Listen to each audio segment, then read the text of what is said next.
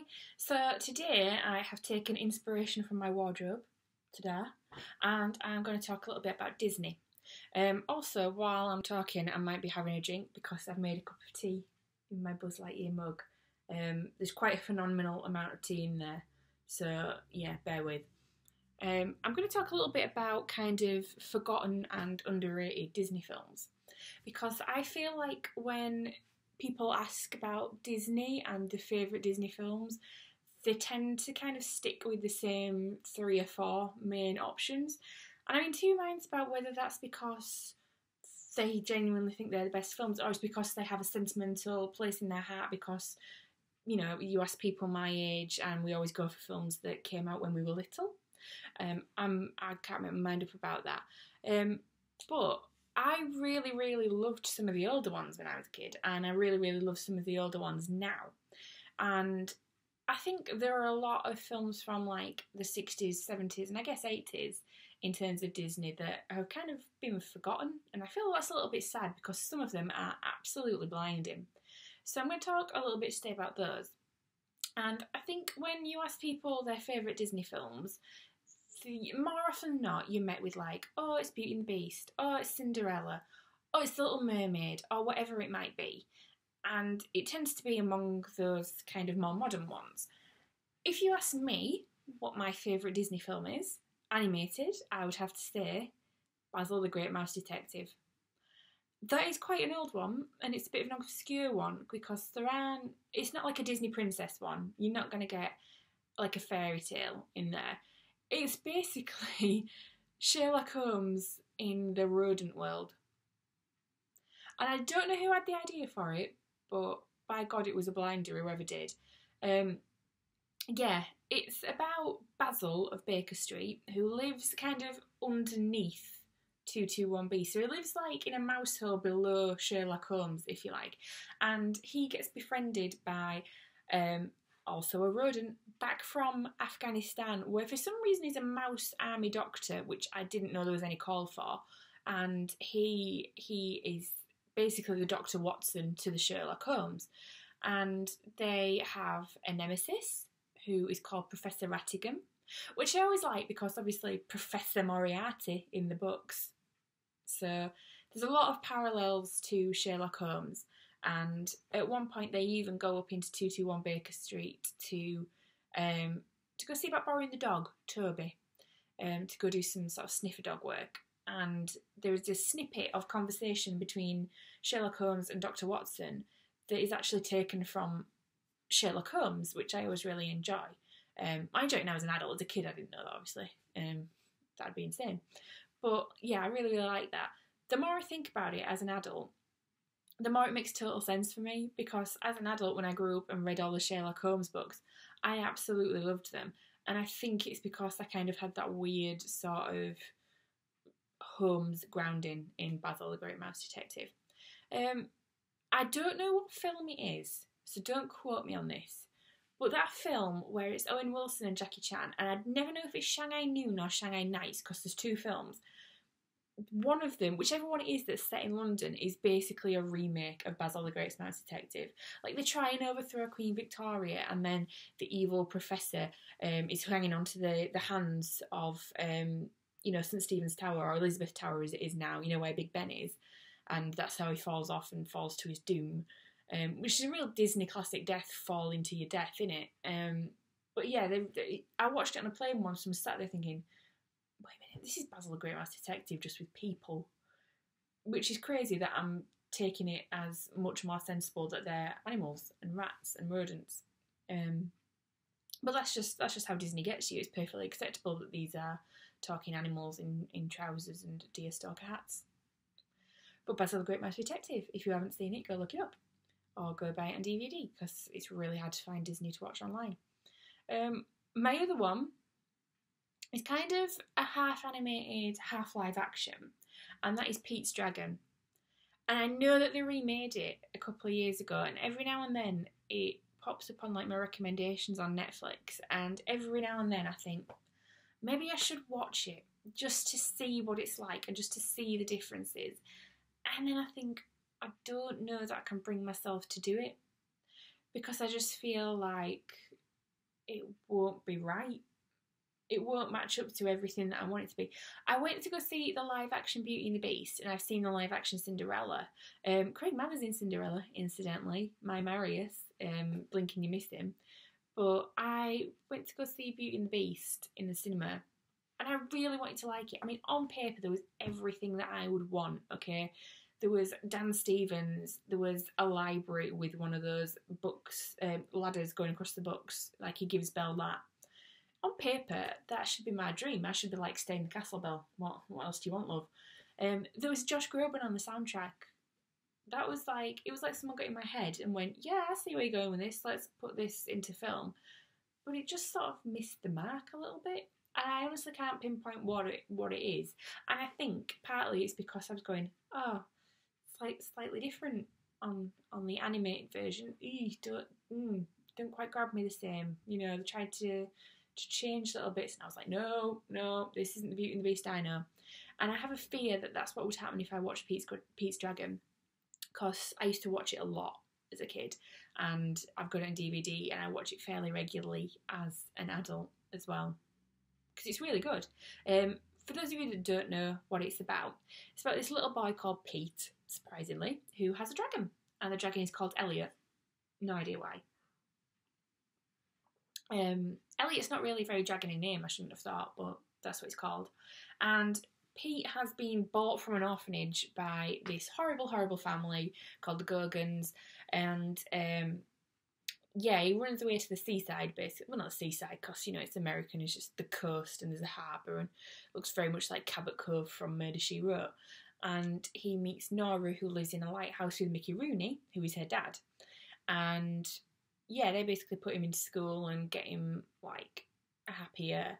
And Doc Terminus is the baddie, and he's brilliant because he looks exactly like if you were to draw a baddie. If I said, here's a bit of paper and a pen, draw me a baddie, you'd draw Doc Terminus, because he's sort of almost silent film era looking baddie. Like Perils of Pauline kind of baddie. And that is just genius. And he sings a song about how he's going to chop the dragon up because he's going to make loads of money selling his sort of organs and skin and blood for various things, and that's how you get rich. And that's what he's trying to do, and they try and save this dragon that Nora kind of humours Pete a bit and don't really believe he exists, but will stand up for him when he's talking about him because, you know, that's her Pete, you mind how you go. And yeah, in the end, Elliot's existence is proven to be true, and Doc Terminus is driven away out of town, and Elliot goes off to sea and finds Nora's fiancé that everyone thought was dead because he'd been, like, shipwrecked or something. And, you know, he comes back for, like, the last 12 seconds of the film. Nora goes, oh my god, it's Paul, and then the credits roll, basically. But it's, on paper, that sounds like a really dull plot for a film, even though it's got a dragon in it, but it's really, really good, and I really, really enjoy it. So, not sure I want to risk all that for the new live-action version. Bit sceptical about that one. Other Disney films that are underrated, I think probably the live-action ones. You know, The Parent Trap, the original, not Lindsay Lohan. Nah. Hayley Mills all the way. And Maureen O'Hara just doing that little punch she does through the dressing gown sleeve is brilliant. I love that film. That's brilliant. Really clever for the time, the whole having Hayley Mills playing two characters at the same time. That's genius. Also, one that I used to love was The Love Bug. I don't really know why I used to love it quite so much. I mean, it's a beetle that's got its kind of own brain, I guess. And Dean Jones buys him, doesn't really want him, then ends up racing it. And his girlfriend or would-be girlfriend's boss wants to get the car back, so they gamble on the car, and all kinds of shenanigans ensue on this car race that they're both fighting for the car. Yeah, really good. It spawned quite a lot of spin-offs and follow-ups and sequels that I'm really not interested in. But The Love Bug, very good. On the subject of Dean Jones, my god, is Blackbeard's Ghost a brilliant film. It's hilarious. Like, Dean Jones is basically this high school track coach. I think that's a thing. Basically, he's a PE teacher, to put it in English terms. And he moves to this town by the sea. And this town by the sea has an inn that he's staying in that's made of like shipwrecked vessels, okay? And part of the charm of the place, if you will, is that all the old ladies that run it are descendants from pirates that washed up on shore and went about the town, if you will. And they're really proud of that like they're descendants of whichever pirate they're descended from. The main woman that runs it is descended from Blackbeard, and she's phenomenal. She's brilliant. She has an auction on the go because there's this really horrible casino owner that's trying to buy the inn because it's slightly off coast and has a bridge over to it, so he's going to get rid of the bridge and make it into a proper island, and therefore gambling laws won't exist on there and he can gamble all day. So he wants that, and he's trying to get the old ladies out, and they're trying to raise funds to keep paying the rent to ensure that it stays sort of within their pirate family, if you like.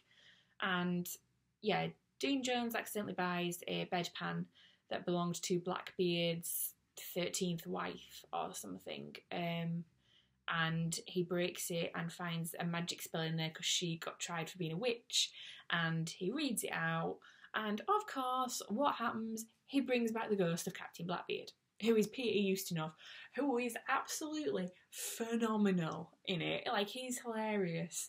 If you've never seen it, look him up because he's an absolute masterclass in like comedy acting. He honestly makes me laugh even now. He used to make me laugh as a kid, he makes me laugh now. And nobody else can see Blackbeard apart from Dean Jones, so everyone else thinks he's gone mad. And the high school, I don't know if she's like a guidance counsellor or something, is a bit concerned and starts trying to talk to him, but she quite fancies him, so it's a bit awkward. And he puts all the ladies' rent on the results of the track meet, which is like a sports day, and Blackbeard basically goes around and helps them cheat because he's invisible. That he makes the runners run real fast. He throws the baton to the next person in the relay. He lobs the kid over the pole vaulting doofer. It's really, really good. And yeah, in the end, they get all the money, they pay off the rent in time, and then Blackbeard makes himself known to the ladies on the inn island, if you like, and they're all really chuffed because they're like, oh, his great-great-granddad Blackbeard, and off he beggars to his ghost ship, and everyone lives happily ever after. And the woman's like, oh, I'm glad you're not mad, but I loved you even though I thought you were mad, which I don't really get, but there you go. And yeah, everyone lives happily ever after. That is such an underrated Disney film, it's untrue. I honestly watched that now as an adult and think that's a brilliant, brilliant film, and watched it as a kid and thought it was a brilliant, brilliant film. So if you haven't seen it, look it up. It's fantastic. Another one that I've only ever seen the once, and I can't properly remember the entirety of the plot, but it's called The Gnome-mobile. And it was on one day, like yonks ago, on a rainy day on TV, and ended up like flicking and watching it. And it's the kids from Mary Poppins. So it's the two, Jane and Michael, but obviously in a different role. And they're still playing brother and sister, and they are going off with their granddad to this forest that he's cutting down or something, because he's like a redwood forester. And they end up trying to save the trees because there's gnomes that live in there. And the gnomes have this thing where there's not many men gnomes, but there's lots of women gnomes for some reason. Not really fully explained, the genetics of that. And every so often, when they find a new man, I struggle to describe this without it sounding a bit, they lathered him in soap and set him off running, and the women chased him, and whoever could cling on to him basically got him. I'm unsure about that now I say it out loud. In the context of the film, I was kind of rolling with this. It was hilarious. There was this little dumpy one that he actually quite liked and wouldn't have minded if she'd grabbed him, who couldn't run fast enough for him, and he had to just outrun all the others and keep circling back to her so she could be like and cling on for grim death. And in the end, all the others fell by the wayside. She managed to hold on to him for the allotted time that you had to hold on to the fella to marry him. But they were like smuggling gnomes in this like suitcase to get him back to the redwoods or something so that he could get lathered in soap in the first place to find her. God, it was confusing. Yeah, that is underrated for a reason, I think. But yeah, very hit and miss, some of them actually. However, I would say if you want an underrated Disney afternoon, you can't go far wrong with having a bit of a marathon of Basil, Great Mouse Detective, Pete's Dragon. If you've got time to love Bug and the Parent Trap, but non-essential, I would say. You know, they're on a little bit anyhow on TV. Blackbeard's Ghost. There's 5 films for you next time it's siling it down with rain. Next time you look out and it's forecast storms or it's snowing or whatever, you get yourself on Netflix or get yourself down to DVD shop, get them ones out. You have got yourself a rip-roaring afternoon. And I'm sure that loads of people have got other random kids' films and Disney films from when they were little that they stumbled across and never really seemed to get the love that they think they deserve. And if that's the case, then let me know, because I'm really willing to expand my horizons there. But honestly, go watch the rest of them. And if you can watch all of them and not think that it's perfectly acceptable to have Sherlock Holmes be a mouse, or not think that Peter Ustinov is the greatest actor that's ever lived, you come back to me, because we'll be having a word.